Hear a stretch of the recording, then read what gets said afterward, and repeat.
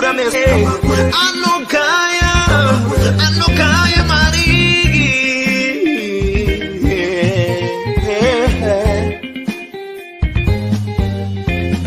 Kama kwetu tikom, kwetu tikom usasai. Kama kwe anokaya mari. Kamba kwe uyo, anotara mari, anogaya mari. Garai mamunzwa, paninya pano. Zvamunoda kunzwa, zvinotara pano. Madiko kumunzwa mugovane.com. Kamba kwe vanogaya mari, vanotara mari, vanosiya mari. Kamba kwe vanotara fea kuti pamberi zvichafamba sei. Vanoterere zvikubatsire mukufamba kwenyu zvikubatsire.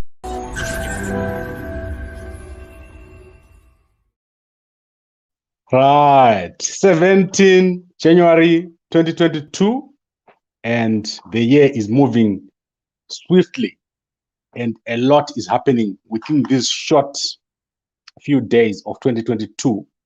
And as we move towards 2023, everything is going to be moving even faster, and especially in the political landscape of Zimbabwe. Particularly this week, we're going to see a very significant change in the party of Nelson Chamisa, where he's forced to put up a new name to ZEC just before the nomination court on 26 January. That is going to be the highlight of this week. And I'm going to broadcast for you tomorrow sometime the interview that Fadzai Mahere had at ZFM tonight and earlier tonight, this evening. Very, very confused and unable to articulate the position. There is total confusion in the MDC and ZANU-PF. That is where all eyes are going to be going into the 2023 elections. But ZANU-PF needs to do very, very well in a certain number of things. ZANU-PF is on the verge of totally conquering the political space in Zimbabwe, but there are certain things that they need to do. And one of the things that are important is to unite the political party, ZANU-PF, ahead of these by-elections. If ZANU-PF wins all these by-elections, you are going to see that there's going to be a change in the discourse in Zimbabwe, in the political discourse. People are going to change the way they think about politics in Zimbabwe. So as I said yesterday, ZANU-PF needs to win these by-elections emphatically by bringing out all their people. Every single ZANU-PF member must vote in this particular election, and you will see what will happen. ZANU-PF will become a totally different party, and MDC, with all their divisions and confusion, they will not be able to challenge ZANU-PF going forward.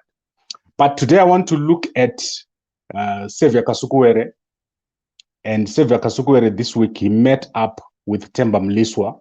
They released a video where they spoke. So Themba spoke and Kasukuwere spoke. But I want to focus on Kasukuwere because I think Xavier Kasukuwere is not an ordinary person in terms of Zimbabwean politics. And I want to say this because going forward, ZANU-PF is in a very difficult position. And let me explain what I mean. ZANU-PF has got a strong leader in President Mnangagwa. Previously, they had a strong leader in RG Mugabe.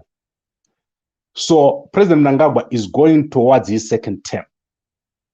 And the biggest danger for ZANU-PF is what happens after President Mnangagwa leaves office.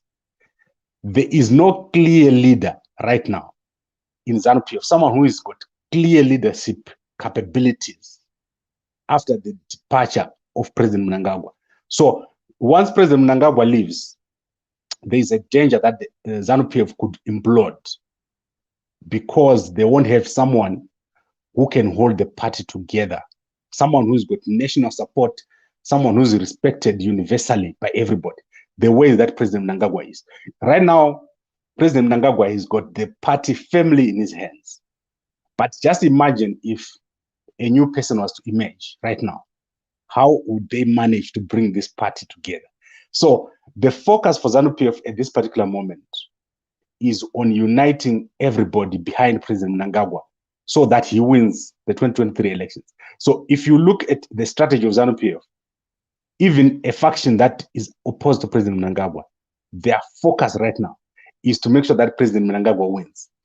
Because then once the President Mnangagwa wins, it means they have 5 years in which they can address or compete to be the next president. If in 2023, President Mnangagwa does not win, which won't happen, as I have already said, then all the factions, they will never get power in Zimbabwe. That is why you see that many people are now interested in coming back to ZANU-PF. And I want to specifically just play a short clip here of what Kasukuwere said during his discussion with Themba Mliso. We meet at a time when our country is going through extraordinary challenges of exclusion more than inclusion.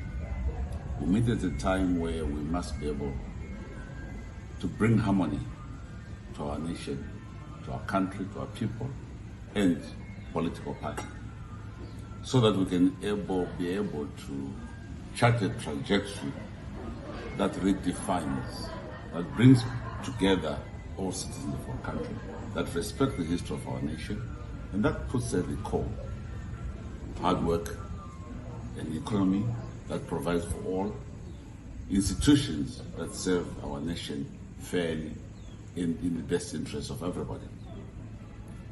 I want to say and submit that we've come a long way with Themba.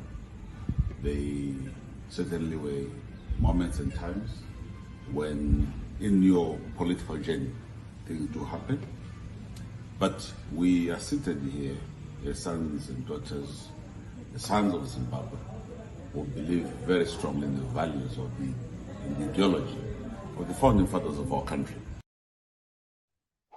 Right, so you can see that Kasukuwere refers to ZANU-PF as his party or their party with Themba Mliso. Both of them want to go back to ZANU-PF. Mliso probably is not a good candidate to go back to ZANU-PF. He is very divisive and very unstable. So what I suggest probably for Kasukuwere, maybe he needs to dissociate himself from people like Themba Mliso, because I see Kasukuwere as a different kind of person. He's not an ordinary member of ZANU-PF, because he's got knowledge of the security structures. If you listen to what he said about his role in Mozambique, his role on the border with Mozambique, and also with Renamo in Mozambique during the past interviews, Kasukuwere has knowledge of military. So the next president of ZANU-PF needs to be someone who is respected by the military. You cannot be a president of Zimbabwe and you don't understand the military.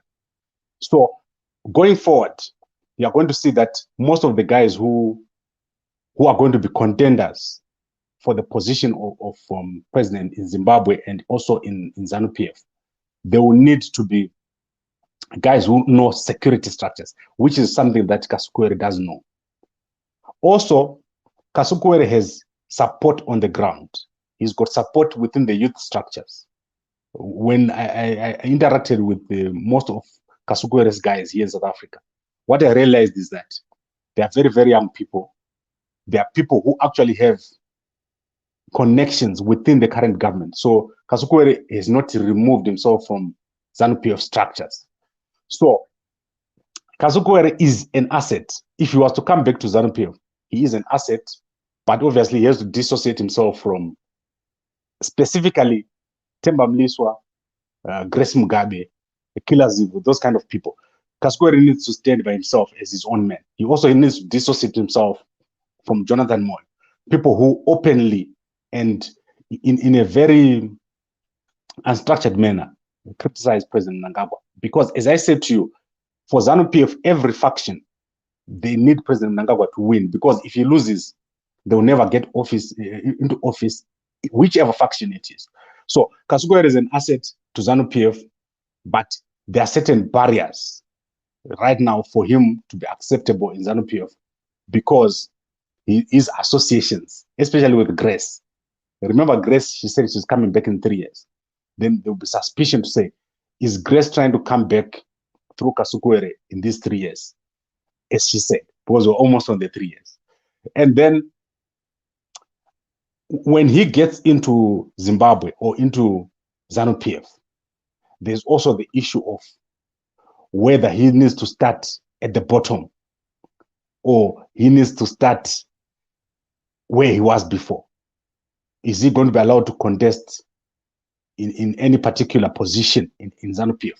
Because remember, Kasukuwere was one of the people who had to run out of Zimbabwe. So imagine if he just walks back and he goes back to his original position. That means that there will be a precedent there that has been set. But I think people like Kasukuwere, they're an asset to come back to ZANU-PF.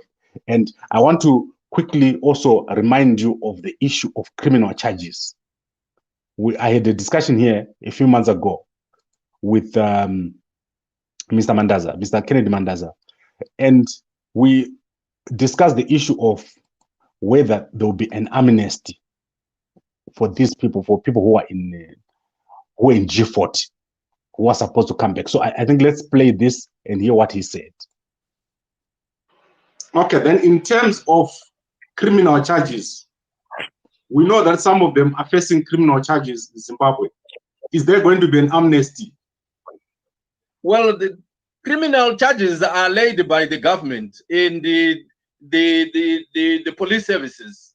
Those are the people that have to deal with the issues that relates to crimes committed by anyone. What ZANU-PF is doing is calling people to come back to ZANU-PF as a party.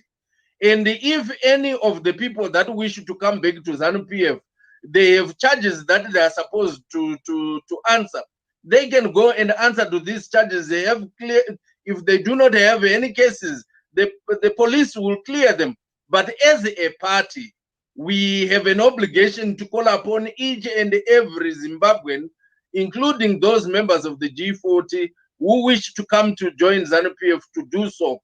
And the issues that have to do with criminality and so on, they are dealt with by the responsible authorities. Right. So I want to quickly wrap this up. I don't want to spend a lot of time on this. And so, as I said in the beginning, Kasukuwere is an asset, and all ZANU-PF factions right now, it's critical for them to get President Mnangagwa to win. So I do not see anyone challenging President Mnangagwa in these 2023 elections or trying to do anything strange in ZANU-PF. So if I was the ZANU-PF guys, what I would do is I would try to get everyone to come back and manage them from within. And people like Kasukuwere, they need to be given an opportunity to campaign for President Mnangagwa. I'm sure he would do well if he was given this position. The problem, obviously, is the grace factor and also the issue of internal competition and then the criminal charges. So those are the three barriers which Kasukuwere right now is going to face, to say, if I come back to Zimbabwe, will I end up in jail? And some of the things that these guys are saying, it's out of fear, to say, if I go back to Zimbabwe, and I speak well of this government, they'll still throw me in jail, and what is going to happen? So I think it's critical for the leadership in ZANU-PF to make it clear that these guys are welcome, and then to give them probably an amnesty to go back, and then to manage them properly from close by. And then in terms of a successor, as I said, ZANU-PF is in danger during the post-Mnangagwa era. After he wins the 2023 elections, there is a big danger in ZANU-PF because there's no clear, strong person who can hold the party together post the Mnangagwa era. And this is where you're going to see the younger guys, when they come in, there will be a lot of resistance from the people that see themselves as successors. So anyone who sees himself as replacing President Mnangagwa, when he sees people like Kasukuwere wanting to come back, they are going to issue a statement, they are going to throw their toys out and say these people must not come back. But ZANU-PF at the moment is the most stable political party in Zimbabwe. They've got such a big opportunity at this point to annihilate the MDC. The MDC, very, very confused, unable to mobilize, unable to brand. The MDC that we are seeing right now, it's a shadow of the MDC that was there in the past.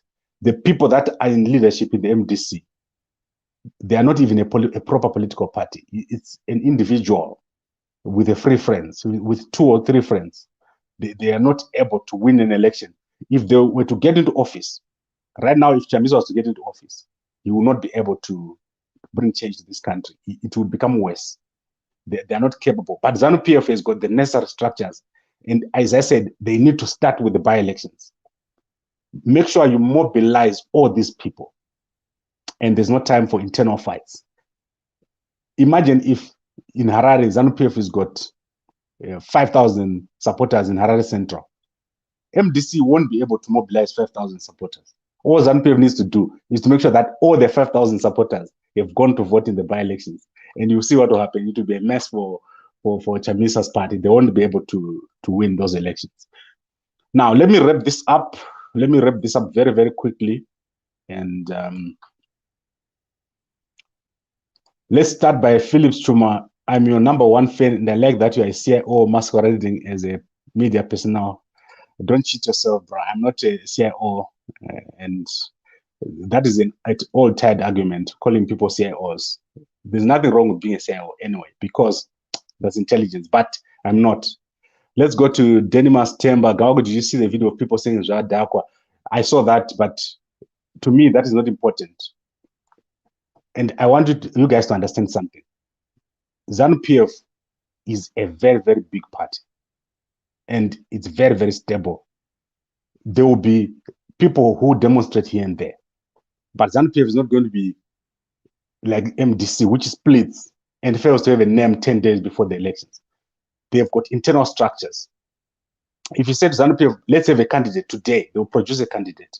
If you say to ZANU-PF, where is your constitution? Where is your document? They've got everything. Where is your party cards? How many party cards right now does Chamisa have? How many members does he have? You see, how many people are in Alliance? How many people are in MDCT and so forth? These issues are not trivial issues.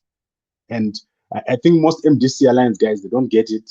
But the MDC of Chamisa, they need to improve.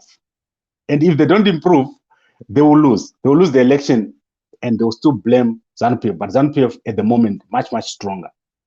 Let's go to Stanley. You're saying Kasukuwere must forget. Right now, Chiwenga is eyeing the presidential post.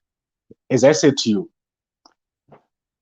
the post-Mnangagwa era, where Idi Mnangagwa has won his 2023 election and is gone, is critical.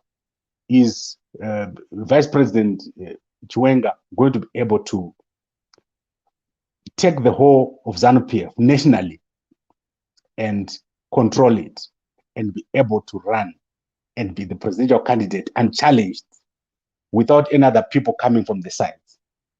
I doubt it. I think there'll be a lot of other young people, a lot of other comrades who are going to be coming from the side, challenging him. And this is what I mean when I say that if ZANU-PF is not, if they don't properly say who is the successor, there might be an implosion, because President Mnangagwa is different. He ran the security structures. He ran you can imagine how many ministries President Mnangagwa has ran. He basically knows the whole government. And if you look at VP Chiwenga, he basically comes from the military. It's an advantage, as I said. You have to have the respect of the military, but you also have to be able to run things on the ground, which is from a technical, financial, and then from the community. You have to be able to run, and you also have to have the support of everyone. That is critical. That is where the succession needs to be managed, because ZANU-PF could lose after President Mnangagwa is gone, because it's easier to defeat a new candidate. Remember, Chamisa will now be a more experienced candidate than these new candidates who are coming in. Think about that very, very carefully. And it's a big assignment for ZANU-PF, because look what is happening here in South Africa, in the ANC. There is so much confusion after the top 3 candidates, which is Mandela, Zuma, Mbeki. Now you've got Ramaphosa. After Ramaphosa, there's going to be chaos. You can see that people like Sisulu are trying to come up. So these are new guys coming up on the side. But are they able to hold together the political party. And this is where the unity of the party needs to come in. You don't need these divisions of people coming within the party. Honestly speaking, what can Kasukuwere do to President Mnangagwa? There's nothing he can do. People like Grace, they are the problem, because Grace sees herself as someone who is on a mission to revenge. So that's a different motivation. Kasukuwere is quite young. He can push for the next 10 years and will still be able to contest. And all the people that you're talking about, they'll be gone in 10 years. Even if VP Chwenga was to get in 10 years' time, he will still be gone. Then you have the younger crop coming up. But those younger crop, are they strong enough to defend ZANU-PF from the opposition? Because, as I said, ZANU-PF is where everything's happening. That's where the action is. And if they do everything properly, they will win. They'll win very, very big. They'll maintain that 2/3 majority, which they have at the moment, or even more. They can get more votes than what they have now. And especially the cities. If ZANU-PF wins the cities in this by-election, it will be a very strong message to opposition parties that people are fed up of their behavior. I don't think there's anyone who likes what the opposition parties are doing now in the cities. Bulawayo is now one of the worst cities ever since this current crop got in. The corruption in Bulawayo City Council, Harare City Council, it's a shame what these guys are doing. And I think ZANU-PF has an opportunity to fix these issues without even having to try hard. Right, let me go to a few more comments. Guys, I need to wrap this up. I've talked for too long. Vusi Njovu, a typical ZANU-PF agent. I don't even listen to you, Vusi. I don't consider myself to be anything. You see, ZANU-PF agent, MDC agent, they're all agents. But all I can tell you is, your country, Zimbabwe, it needs people who think deeply. Think deeper. Don't think at the surface, because your solutions are not going to come from calling yourself MDC. They are going to come from change and fundamental change. And this is what Denmark is saying here. Push for what? Improve economy of Zimbabwe. That is what we want. We want the economy to improve. And the young guys that I'm talking about here are capable. You see, President Mnangagwa is taking Zimbabwe to another level. The stability that we've seen on the currencies. Zimbabwean currency was a mess. Now, the next guys that are coming in, what they need to do is to normalize the situation, have money in the ATMs, have employment, clean up the cities, develop everything that is happening, improve relationships. And these things are possible with a new crop of leaders. And then let's go to Cybeth. What happened to Cybeth Msengezi versus ED? That is ongoing. And I think that is one thing that also Kasukere needs to deal with. If he's behind that, he needs to dissociate himself. That's what I was saying. He needs to dissociate himself. The guys who are challenging President Mnangagwa and trying to go against him, they are not seeing the bigger picture, which is that if President Mnangagwa loses, no one in ZANU-PF is going to win in 2023 and after. The opposition, once the opposition gets in office in Zimbabwe, ZANU-PF is basically finished. So they need to prevent that. That is the first. They need to defend the position of ZANU-PF in government. ZANU-PF must not lose in 2023 if they want to get into office. So even if you're a member of a faction, if you do Boram Sango in 2023, you probably lose out, because once the opposition gets in, they're going to make serious changes that will make sure that ZANU-PF will never see office again. Similar to the situation that you see in Zambia, where they've got many different presidents coming in, and the original ruling party is went. They've gone on to become very small. And here in South Africa, the opposition or the former parties that the liberation movement was fighting against, they're actually resurging. They're coming back and becoming stronger. So the DA is running things here in Johannesburg. You can imagine that. They're running things in Cape Town. They're running things in many other metros. That situation is not ideal for Zimbabwe, because Zimbabwe's military is quite strong. And you need respect of the military if you're going to be going into office. That is why you need to be a member of ZANU-PF. And that is, it's going to be so important. If you don't understand how to deal with the military and how to get their respect, For example, Chamisa, if he keeps not understanding that he needs to make changes to his speech on sanctions, his speech on countries that are considered enemies of the country, he needs to deal with that, because there's no way you can be in direct conflict with the military and then go and say, I want to be the president. That means basically you want to change the structure, and that is not going to work. And then Denmark again, what are you getting from ZANU-PF as journalists?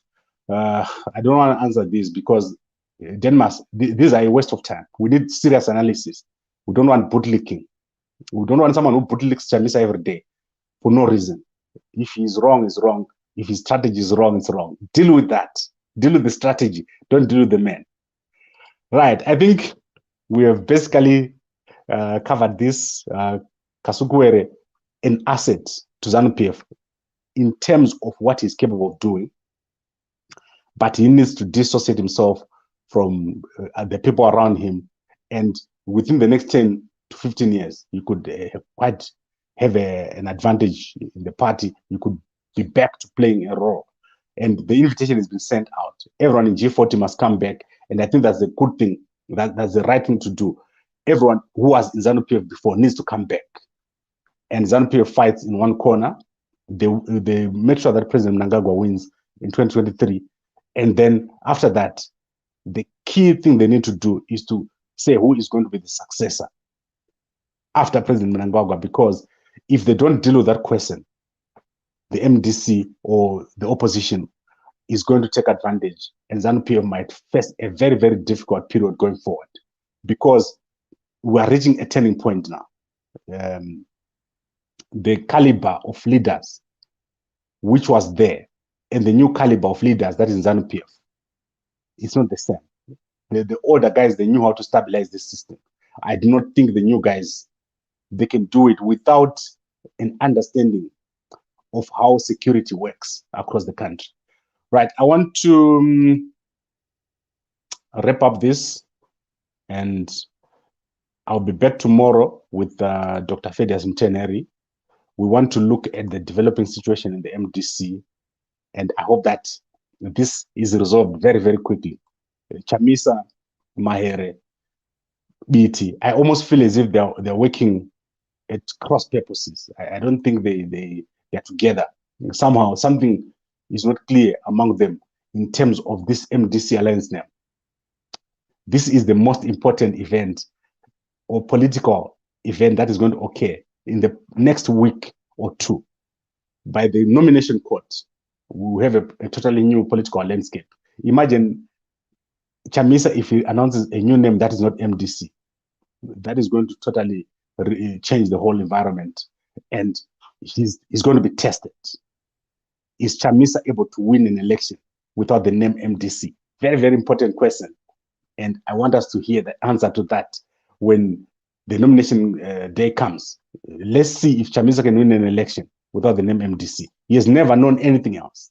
So thank you very much, everyone, for watching, and we'll be back tomorrow evening. Thank you very much, and good night. Ay, ay, ay, ay, ay, ay, ay, ay, ay.